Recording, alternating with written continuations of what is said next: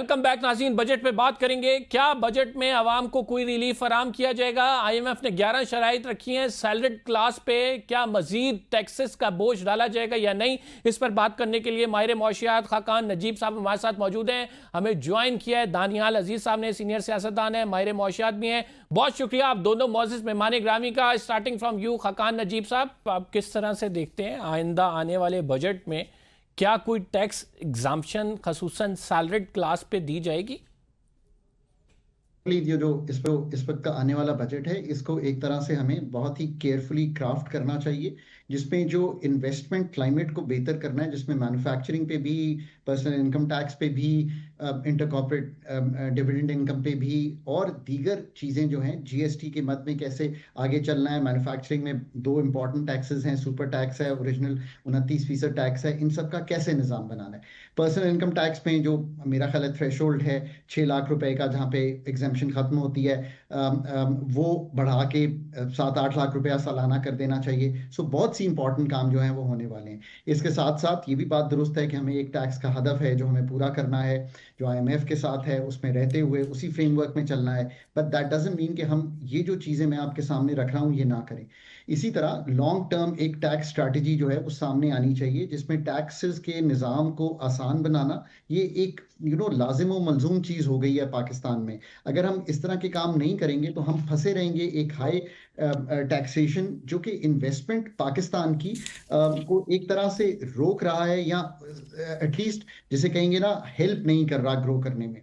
ये जो effective tax enforcement के मेजर्स हैं वो जरूर सामने आने चाहिए। Tax simplification strategy, rate schedules, minimum special, reduced excessive withholding tax, ये जो हमने जिस तरह विदहोल्डिंग, प्रिजम्पटिव और टर्नओवर टैक्सेस में पाकिस्तान को फंसाया हुआ है, इसमें से इसको निकालना चाहिए। कैपिटल वैल्यू टैक्सेशन है फॉरेन एसेट्स पे, इसमें से निकालना चाहिए। So there is a lot to be done.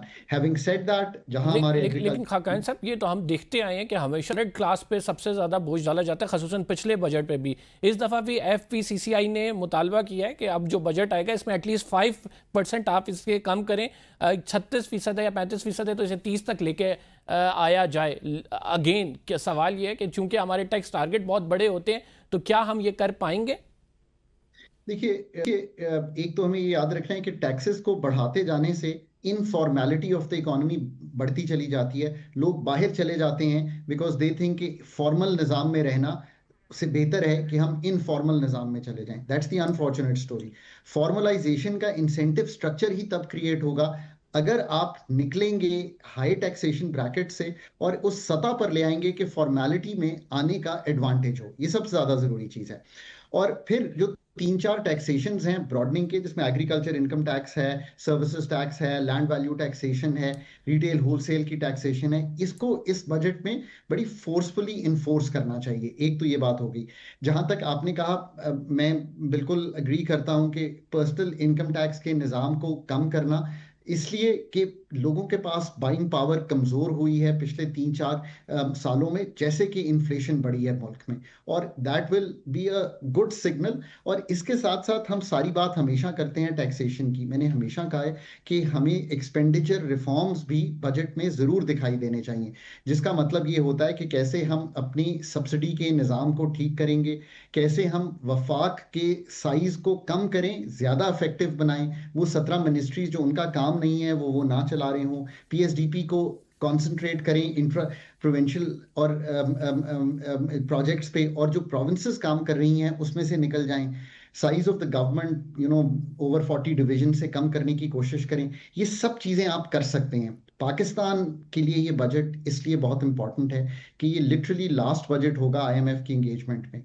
सितंबर अक्टूबर 2027 में एंगेजमेंट खत्म हो रही होगी। इस वक्त और स्पेस को यूज करें कि आप ये जो सारे निज़ाम की तब्दीली के काम हैं ये आप करके दिखा सकें। दानियाल साहब, बजट आ रहा है, बजट से गरीब आवाम के लिए तो हमें ऑलरेडी कोई रिलीफ नज़र नहीं आ रहा, बिकॉज कि हमें पता है कि IMF डिक्टेटेड बजट है, और जिस तरह से राइट नाउ दुनिया के हालात चल रहे हैं इसमें यही सोचा और समझा जा रहा है कि गरीब आवाम पे मजीद बोझ ही डाला जाएगा।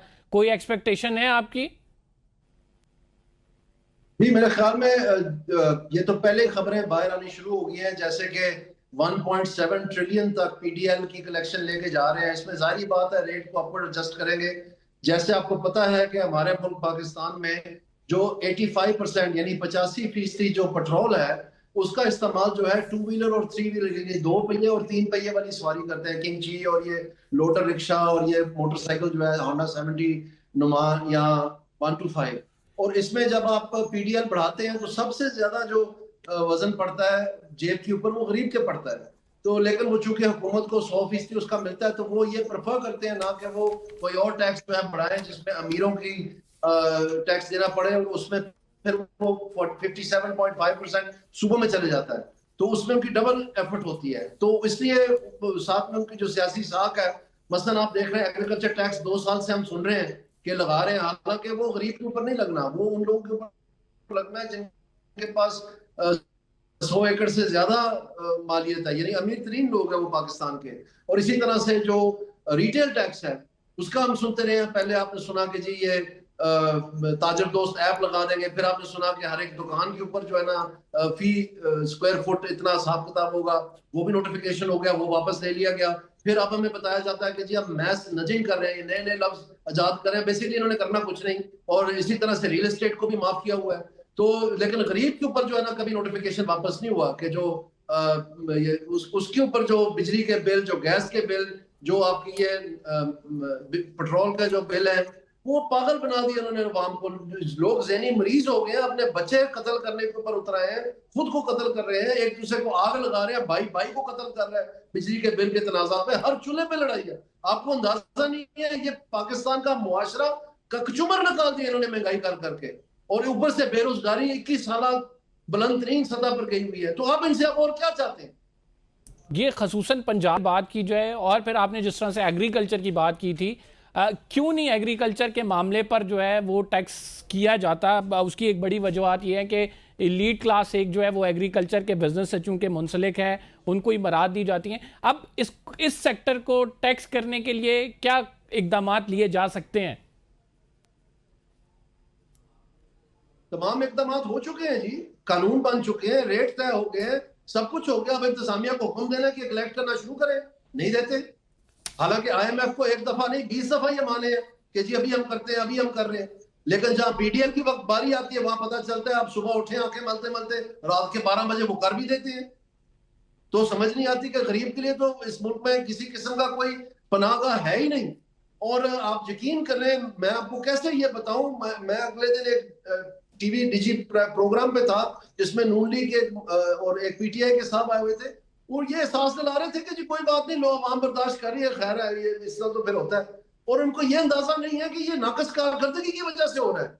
ये कतई तौर पर मशरिक़ वस्ता में जो ईरान के साथ जंग है उसका बहुत कम हिस्सा है जो महंगाई में हिस्सेदार है। ये मिनिस्ट्री ऑफ फाइनेंस की रिपोर्ट खुद कह रही है कि 3% सिर्फ जो है वो पेट्रोल महंगा होने से महंगाई, जो ओवरऑल महंगाई है ये तो इनका खुद का किया हुआ कारनामा है। ये सिर्फ नाम ले, पहले ये संदूर का नाम ले रहे थे, वो चलाई 3 दिन बाद नहीं बनी, फिर उन्होंने फ्लड मिल गया, फिर फ्लड का नाम लेते रहे, वो भी उन्होंने कहा कि इतना नुकसान ही नहीं हुआ कि हम इंटरनेशनल लेवल पे जाएं, वो भी बात रहेगी। अब इनको मसले की गुस्सा मिल गया और इस सारे दौरान महंगाई जो है वो चढ़ती चली जा रही है। राइट नाउ जो IMF की रिपोर्ट आई, कहा गया कि हमने फ्यूल पे जो इफेक्टिव टैक्स रेट है वो तकरीबन 166% है एंड अगेंस्ट दैट जो एग्रीकल्चर पे इफेक्टिव टैक्स रेट है वो 0.3% है। तो can we suggest in this particular budget कि हम एग्रीकल्चर को, जो कि तकरीबन 25% ऑफ द इकॉनमी आपको जो है वो इकॉनमी का हिस्सा है, उस पे हम टैक्सेशन बढ़ा दें एज कम्पेयर टू अगेन हम सैलरीड क्लास पे या फिर कहीं और से उस टैक्स को निकालने की कोशिश करें? पाकिस्तान की रिसर्च ये बताती है कि बहुत बड़ा चंक 700-800 अरब रुपए का है जो एग्रीकल्चर इनकम टैक्स का है पाकिस्तान में। मैं तो ये समझता हूँ कि ये होना ही वफाक के पास चाहिए, इन द सेंस कि एक इनकम टैक्स है, सारी इनकम्स वफाक टैक्स करती है, ये FPR के पास होना चाहिए, वो इसकी इन्फोर्समेंट करे।